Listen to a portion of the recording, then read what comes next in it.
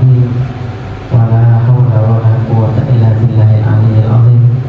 Subhanaka la ilma lana illa ma 'allamtana innaka antal alimul hakim. Alhamdulillahi wa kafa wa salatu wassalamu ala sayyidina al-mustafa sayyidina wa maulana wa habibina wa syafi'ina wa qurrati a'yunina Muhammad wa ala alihi wa ashabihi ahli sidqi wal wafa ma ba'du. Hadratul muhtaramin yang saya hormati, para alim ulama, para kiai, para ustaz, mobil khusus kepada beliau di Pamuknas Syafi selaku pimpinan dari Pondok Pesantren Tahfidzul Quran Syifaul Qulub. Hadir juga bersama kita Kiai Haji Mustafa Kamal dari Pondok Pesantren Raudhatul Firdaus, beserta seluruh para kiai yang hadir. Tidak saya sebut nama persatu satu persatu, namun tidak mengurangi pada rasa hormat dan takdim saya kepada beliau-beliau yang mudah-mudahan semuanya dipanjangkan umur oleh Allah Subhanahu wa taala dalam kesehatan, dalam keafiatan, dalam membimbing kita semua yang kepada jalan yang diridhai oleh Allah Subhanahu wa taala. Amin Allahumma amin. Dan tak lupa pula kepada segenap para bapak-bapak, ibu-ibu, wali murid, wali santri, juga pada para adik-adik santri Pondok Pesantren Tahfidzul Quran Syifaul Qulub, yang mudah-mudahan dengan barokah ngajinya kalian di pondok pesantren ini, Allah jadikan kalian sebagai orang-orang yang beruntung dunia akhirat, sebagai orang-orang yang su'ada fitdarain, bahagia dunia akhirat. Dan mudah-mudahan kalian semua betul-betul dijadikan oleh Allah Subhanahu wa taala sebagai min ahlil ilmi zahiran wa batinan, ahli ilmu bukan hanya zahirnya saja tapi batinnya juga. Dan mudah-mudahan Allah jadikan kalian semua sebagai ahlul Quran, yang benar-benar ahlul Quran, yang diridhai oleh Allah Subhanahu wa taala. Amin Allahumma amin. Alhamdulillah, para adik-adik sekalian, pada kesempatan kali ini kita bisa berkumpul, kita bisa bermuajahah. Tidak ada sesuatu yang kebetulan di dunia ini. Dikatakan oleh para ulama bahwa semua yang terjadi di dunia ini itu adalah bagian dari rencana Allah Subhanahu wa taala. Dikatakan oleh salah seorang ahli hikmah, wa at-thayyibun la yajtami'una sudfatan, bahwa orang-orang baik itu tidak bertemu secara kebetulan, walakin tajma'uhum nawayahum, akan tetapi mereka dikumpulkan oleh niat-niat baik mereka, mereka dipersatukan oleh niat-niat tulus mereka.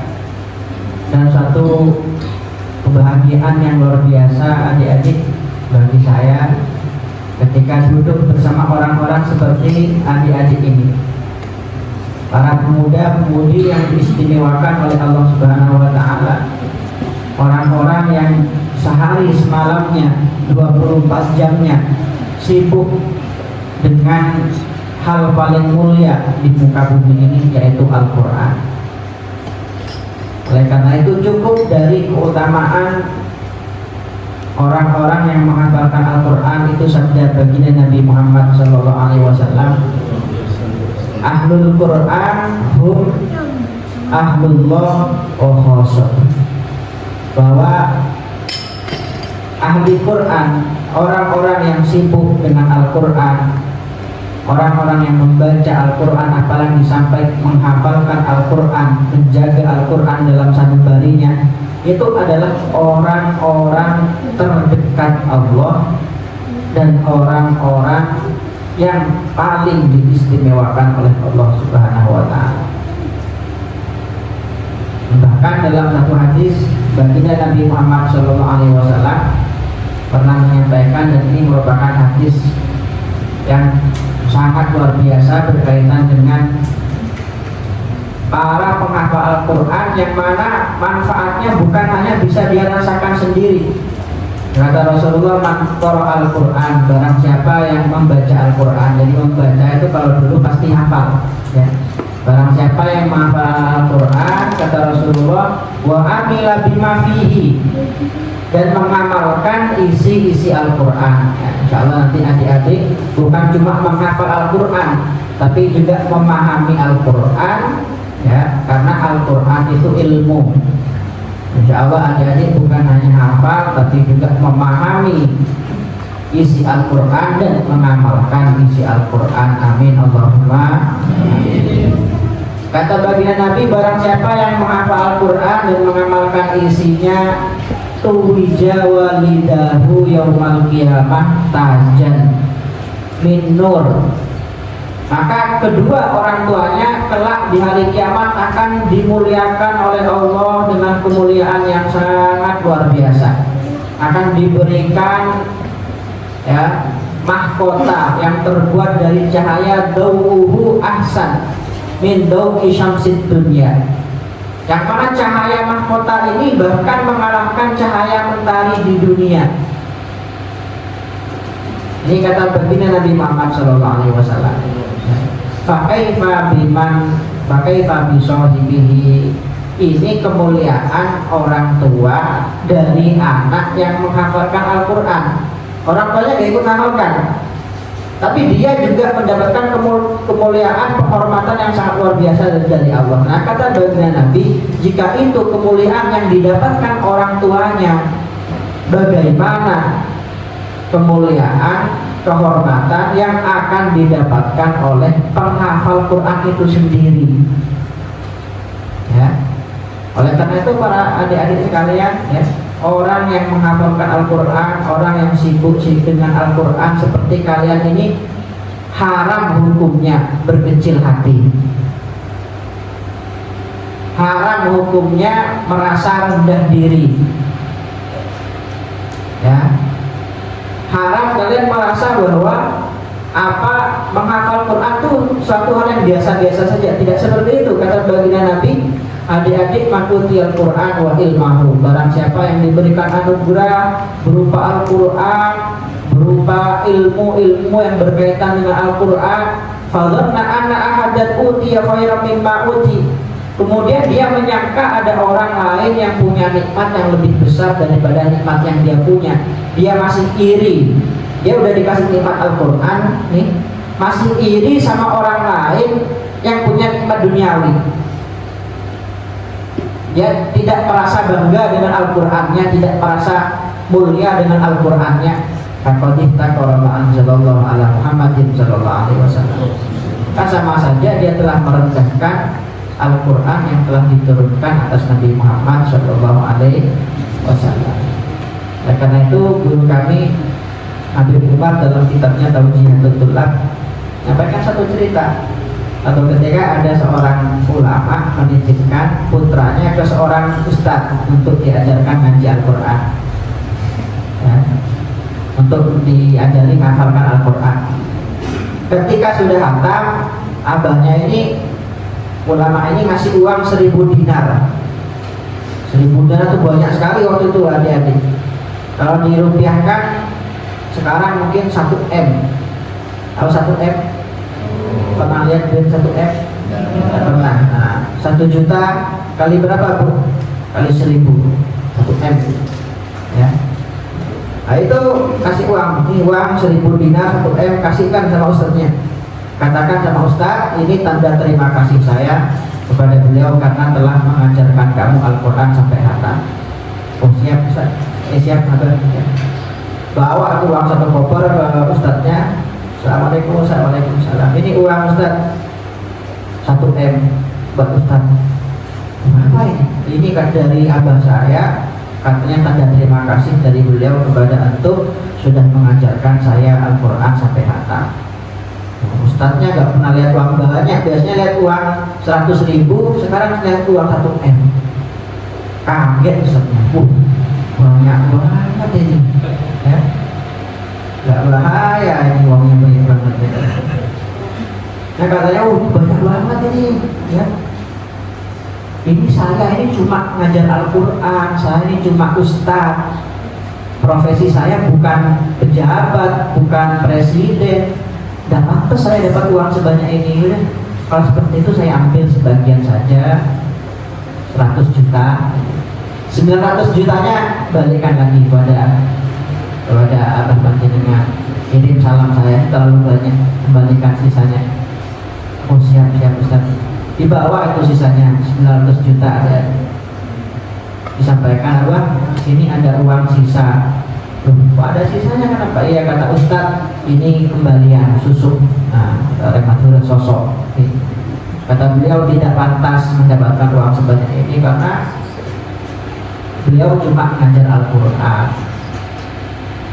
Maka apa kata ulama ini? Nah, mulai besok kamu jangan ngaji sama ustadz itu lagi.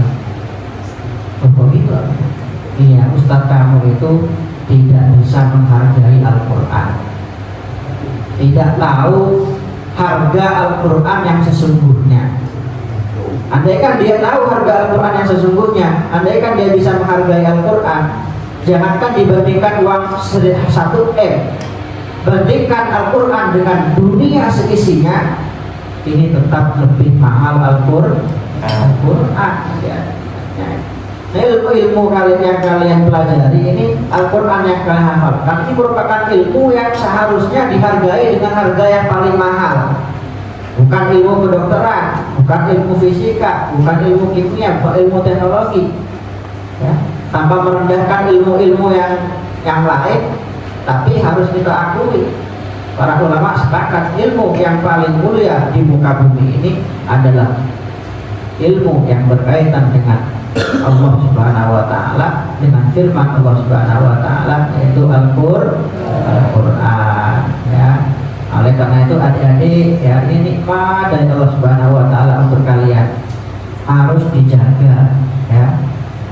Jadi kalian jangan sampai kecil hati, enak ya orang saya di luar sana itu punya mobil, seumuran saya sudah punya mobil, sudah bisa beli rumah. Itu hal receh itu, ya.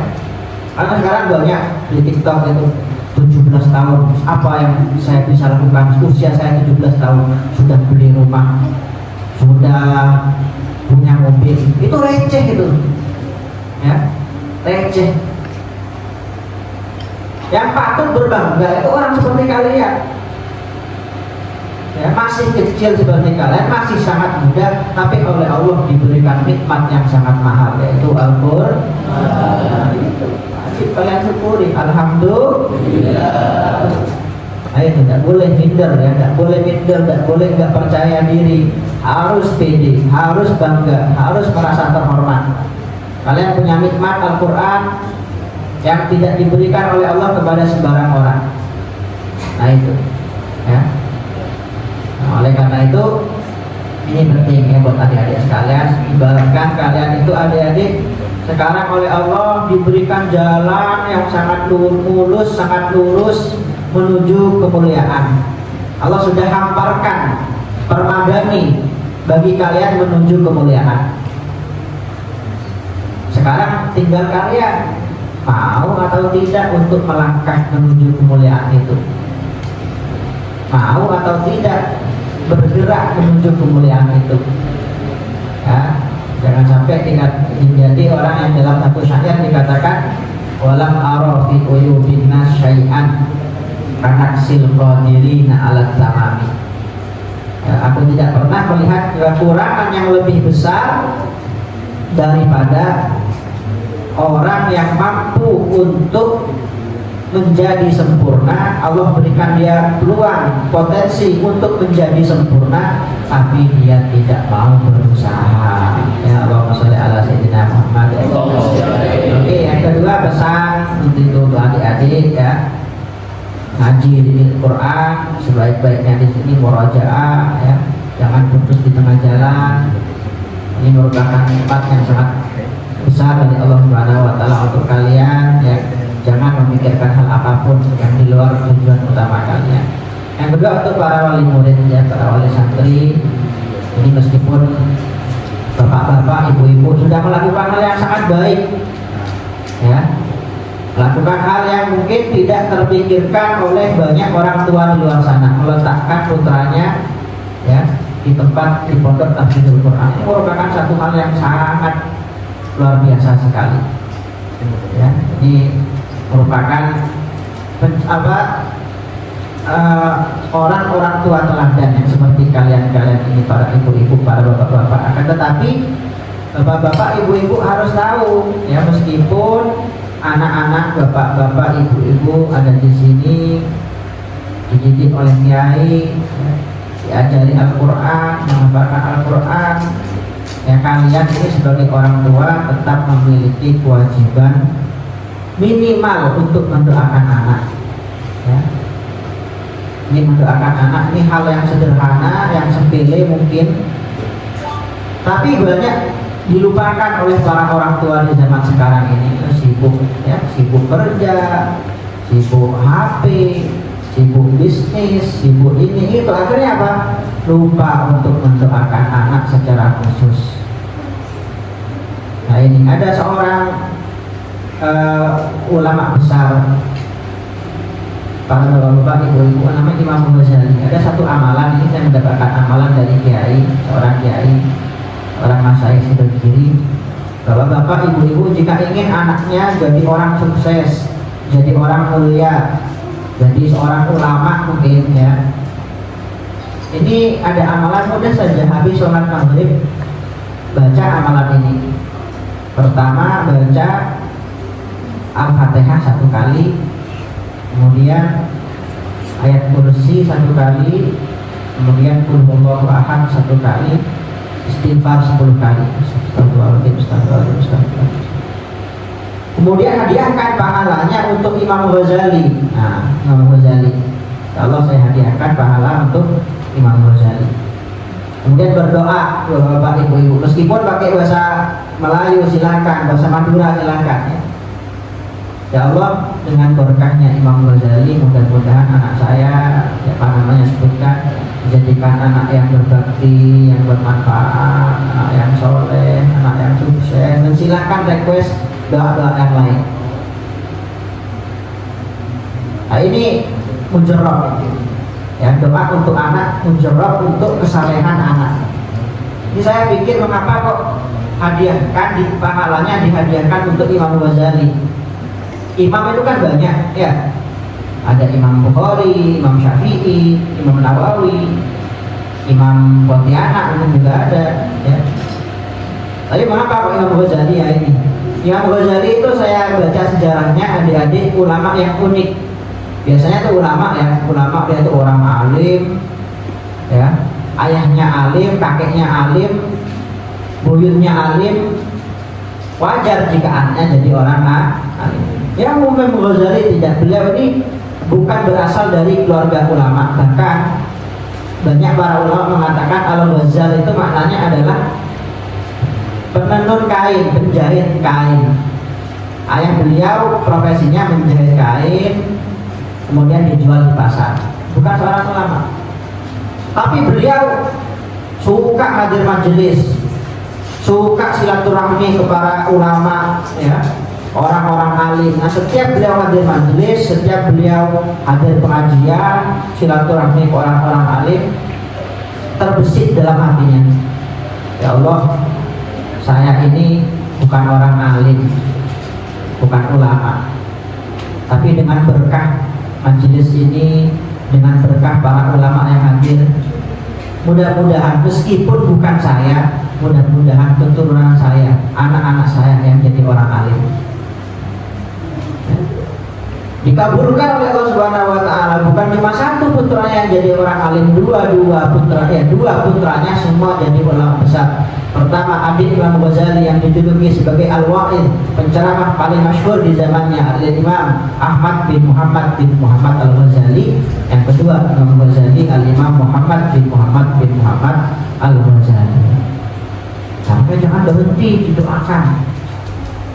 Putra-putra ibu, putra-putra bapak didoakan ya. Doa ini merupakan amal yang pengaruhnya sangat luar biasa.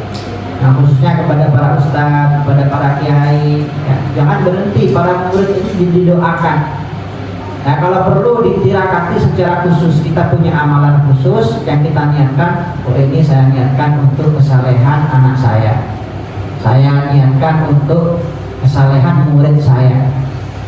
Dulu itu pernah ada seorang ulama, bapak-bapak, ibu-ibu di Solo, namanya Kiai Umar, pendiri Pondok Pesantren Al-Mu'ayyad Mangkuyudan Solo. Ini suatu ketika di pondoknya ini banyak anak pelanggar, ya, banyak anak nakal di pondoknya, disuruh jamaah nggak jamaah, disuruh sekolah nggak sekolah, sampai pengurusnya ini, ketua pondoknya kewalahan. Sudah dihukum ini, ditakzir nggak mempan, ya, dihukum ini nggak mempan, didenda nggak mempan. Akhirnya Kiai panggil, kalau ketika panggil ketua pondoknya, dipanggil, Pak Ketua Pondok, izin Kiai, saya dengar sekarang banyak anak-anak yang nakal, ya, banyak anak-anak yang melanggar, ya. Oke, Kiai, betul Kiai, ya. Gak mempan, dinasihati gak mempan, dihukum juga gak mempan. Hanya kata Kiai, Pak Ketua, Pak Ustadz, ya tolong tuliskan nama anak-anak itu mulai ranking 1 sampai ranking 10. Bukan yang paling berprestasi, bukan, yang paling banyak melanggar, yang paling nakal mulai nomor 1 sampai 10. Tolong saya mau minta namanya. Oh, siap. Nah, ketua pondoknya dalam hatinya mikir, oh sekarang rasain ini pasti diusir sama Kiai kalian, udah capek ngurus santri kayak gitu. Nah, ditulis namanya yang pertama, ya, yang prestasi pertama ranking 1, yang paling nakal ya Pak, tulis ranking 2 sampai ranking 10 ditulis semua. Oh, senang nih ketua pondok, alhamdulillah, ini bentar lagi mereka pasti diusir sama Kiai ini, kan. Disetorkan ini Kiai nama anak-anak yang paling berprestasi, ya, di bidang paling nakal. Ya, terima kasih Ustaz. Ditunggu sama Ustaznya, ketua pondoknya ini nunggu 1 minggu, nggak ada apa-apa, ya. Kiai nggak manggil anak-anak ini, ya, nggak ngusir apalagi. Akhirnya ditunggu 2 minggu nggak ada apa-apa. Hanya 1 bulan, ketua pondoknya menghadap lagi sama Kiai. Assalamualaikum Kiai. Waalaikumsalam Ustaz, ada apa? Mohon maaf Kiai, kenapa kok sampai sekarang nggak ada santri yang diusir? Kata Kiai, kata siapa saya mau mengusir santri? Ya, mereka itu amanah dari orang tua mereka ke sini, ya. Kalau mereka yang nakal-nakal saya usir, nanti di rumahnya malah makin nakal. Terus Kiai kok minta nama-nama anak-anak itu untuk apa, Kiai? Oh, itu saya itu setiap malam sholat tahajud. Nah, santri-santri itu saya minta namanya, mau saya doakan secara khusus. Nah, karena mereka itu nakal, berarti lebih membutuhkan doa daripada yang lain. Udah saya sebut namanya secara khusus dalam sholat tahajud saya sebutkan satu persatu namanya, ya, biar mereka diberi hidayah oleh Allah Subhanahu Wa Taala. Alhamdulillah, kalau ibu-ibu beberapa tahun kemudian 10 santri yang paling berprestasi itu, paling nakal itu, semuanya jadi ulama semua. Semuanya jadi kiai semua, sampai sekarang masih ada. Yang mereka itu beliau-beliau ini yang paling berprestasi itu sebenarnya sekarang barokah apa? Barokah doa guru, ya. Apalagi doa orang tua ini, ibu-ibu, lebih-lebih ibu-ibu, ya. Jangan lupa didoakan, yang kata para ulama, doa ibu khususnya, doa orang tua, ya, khususnya ibu, ini lebih mustajab daripada doa wali kutub. Nah, tahu wali kutub ibu-ibu? Bukan wali YouTube, ya, wali kutub, wali dengan tingkat kewalian paling tinggi, bintang 5-nya ini udah wali kutub. Namanya didoakan, ya. Nah, selain itu bapak-bapak, ibu-ibu, ya, yang perlu kita ajari kepada para anak-anak kita, jangan terlalu banyak nasihat. Cukup kita sebagai orang tua berikan contoh yang terbaik untuk anak. Karena ini problem, ya, di masyarakat kita, ketika anak sudah dididik dengan baik di pondok pesantren, diajari akhlak yang baik, diajari tata krama yang baik, pulang ke rumah melihat dari orang tuanya contoh-contoh yang tidak baik. Ini pernah ada seorang bapak ya, ini sowan ya kepada Syekhona Khalil Bangkalan, seorang ulama di Madura sana, maha guru dari para ulama di Indonesia. Bawa anaknya Pak, umurnya mungkin masih kecil, 7 tahun. Pak Kiai, ini saya punya anak ini Kiai 7 tahun, nakal Kiai, nggak pernah nurut, nakal. Setiap hari ya udah nakal, setiap hari dia punya kebiasaan buruk. Apa? Yang dimakan bukan nasi, bukan lauk pauk, yang dimakan itu permen setiap hari. Yang dimakan setiap hari permen. Ya. Saya bukan khawatir giginya ompong ya, takutnya nanti masih muda kena penyakit kencing manis. Sudah saya kasih tahu, berhenti nak, jangan makan gula. Tetap saja dia tidak mau berhenti. Minta amalan Kiai, minta doa dari Kiai, minta amalannya. Mungkin ada amalan yang bisa buat anak saya ini berhenti makan gula Kiai. Nah, Kiai Khalil tidak langsung doakan, langsung balik bertanya, Bapak setiap hari apa Bapak suka minum kopi? Oh iya Kiai, saya suka minum kopi setiap pagi, minum kopi, pisang goreng, enak, nikmat. Ditanya lagi sama Kiai, Bapak kalau minum kopi dicampur gula? Oh iya Kiai, campur gula, saya lebih suka kopi manis daripada kopi pahit. Oh iya udah, sekarang Bapak pulang, 1 minggu lagi balik ke sini. Oh siap-siap Kiai. Pulang tuh, bapaknya pulang, seminggu lagi bawa lagi anaknya ke Kiai, langsung dinasihati oleh Kiai Khalil dengan 1 nasihat saja. Nah, menjaga turun yang bahasa Maduranya, cong ambu saya akan gula. Nah, berhenti makan gula. Masya Allah tabarakallah Bu, Pak, meskipun hanya 1 nasihat, mulai saat itu anak ini tidak makan gula sama sekali. Tidak makan gula, tidak makan manisan, tidak makan permen. Hanya senang ini, bapaknya senang, tapi masih bertanya-tanya. Ini Kiai Khalil kalau memang wali, kalau memang ucapannya mustajab, kenapa kok minta waktu 1 minggu ya? Kok gak langsung aja dinasihati anak saya biar saya tidak usah bolak-balik ke sana ya. Dan gak usah ngasih amplop berkali-kali ya. Ya mungkin gitu. Balik lagi ke soal lagi ke Kiai Khalil. Kiai, alhamdulillah Kiai, ini anak saya dengan barokah nasihat panjenengan sudah berhenti ya, alhamdulillah, terima kasih banyak ya. Tapi mohon maaf Kiai, mohon maaf, saya masih penasaran ya, kenapa kok Kiai minta waktu 1 minggu sama saya, kok gak langsung aja dinasihati?